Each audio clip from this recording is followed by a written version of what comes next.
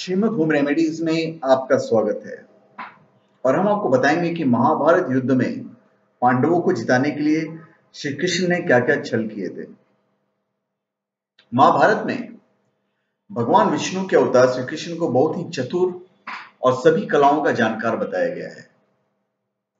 श्री कृष्ण ने कई बार चतुराई का उपयोग करते हुए ऐसे काम किए हैं जिन्हें छल माना जाता है। मैं आपको 5 ऐसे प्रसंग बताऊंगा जब श्री कृष्ण ने अपनी इस चतुराई का प्रयोग महाभारत युद्ध में पांडवों को जिताने के लिए किया था। सबसे पहले अर्जुन को श्री कृष्ण ने कर्ण के दिव्यास्त्र से बचाया था।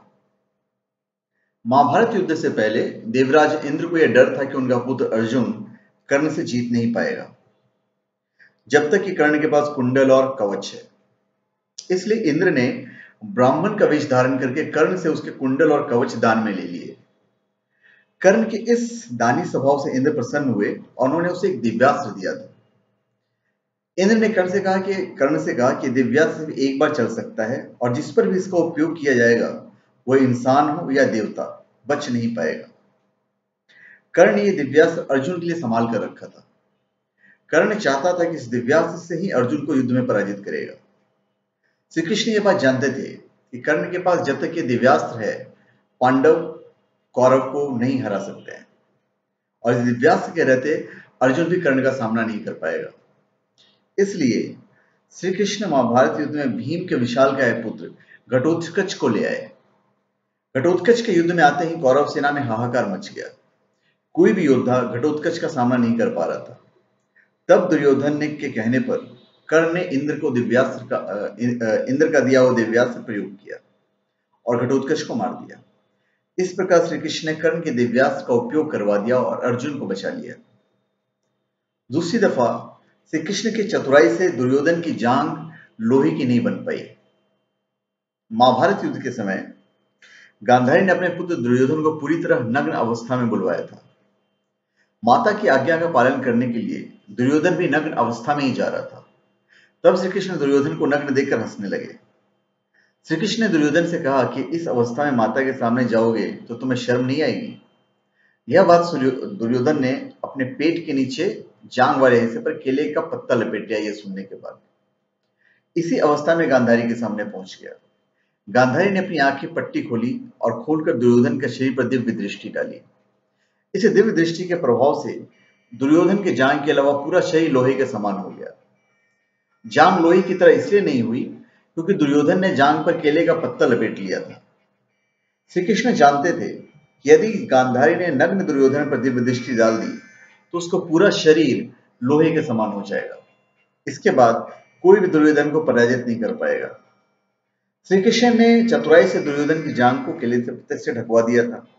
इस कारण दुर्योधन की जांग लोहे के समान नहीं हो पाई और शेष पूरा शरीर लोहे का हो गया। दुर्योधन की जांग पर प्रहार करने के लिए श्री कृष्ण ने भीम को उकसाया था। युद्ध में भीम और दुर्योधन का आमना सामना हुआ। तब भीम दुर्योधन को किसी प्रकार पराजित नहीं कर पा रहा था क्योंकि दुर्योधन का शरीर लोहे की तरह बन चुका था और भीम की गदा के प्रहारों का कोई असर उस पर नहीं हो पा रहा था। यह देखकर श्री कृष्ण ने दुर्योधन की जांग पर प्रहार करने के लिए भीम को उकसाया।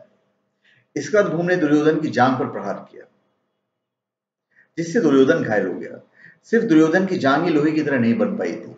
गदा युद्ध का एक नियम यह भी था कि योद्धा एक दूसरे पर सिर्फ कमर के ऊपर ही प्रहार कर सकते थे, लेकिन श्री कृष्ण के उकसाने पर भीम ने दुर्योधन के कमर के नीचे जांग पर गदा से प्रहार किया था, जिससे बलराम श्री कृष्ण पर क्रोधित भी हुए थे।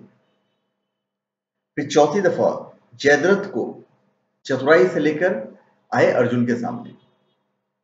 महाभारत युद्ध में जयद्रथ के कारण अकेला अभिमन्यु चक्रव्यूह में फंस गया था और दुर्योधन यदि योद्धा ने एक साथ मिलकर उसे मार दिया था।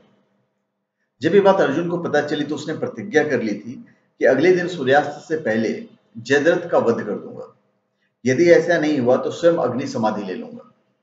इस प्रतिज्ञा के बाद अगले दिन पूरी कौरव सेना जयद्रथ की रक्षा करने के लिए तैनात कर दी गई। सभी जानते थे कि किसी भी प्रकार जयद्रथ को सूर्यास्त तक बचा लिया जाए तो अर्जुन खुद ही अपने प्राणों का अंत कर लेगा। अर्जुन के बिना कौरव आसानी से पांडवों को हरा सकते थे। जब काफी समय तक अर्जुन जयद्रथ तक नहीं पहुंच पाया तो श्री कृष्ण ने अपनी माया से सूर्य को कुछ देर के लिए छिपा लिया, जिससे कि ऐसा लगने लगा कि सूर्यास्त हो गया। सूर्यास्त समझकर जयद्रथ खुद ही अर्जुन के सामने आ गया और हंसने लगा। ठीक उसी समय सूर्य पुनः निकल आया और अर्जुन ने जयद्रथ का वध कर दिया। फिर श्री कृष्ण की चतुराई से अर्जुन ने भीष्म को हराया। महाभारत युद्ध की शुरुआत में ही कौरव सेना के सेनापति पितामह भीष्म ने पांडवों की सेना में तबाही मचा दी थी। उस समय पांडवों के लिए यह जरूरी हो गया था किसी भी तरह भीष्म पितामह को पराजित किया जाए। भीष्म को पराजित करना बहुत मुश्किल था, इसलिए श्री कृष्ण युद्ध में शिखंडी को लेकर आए। शिखंडी पूर्व जन्म में अम्बा थी जो भीष्म से बदला लेना चाहती थी। भीष्म ये बात जानते थे कि शिखंडी स्त्री से पुरुष बना है, इसलिए भीष्म उसे स्त्री ही मानते थे। युद्ध में श्री कृष्ण ने शिखंडी को अर्जुन की ढाल बनाया।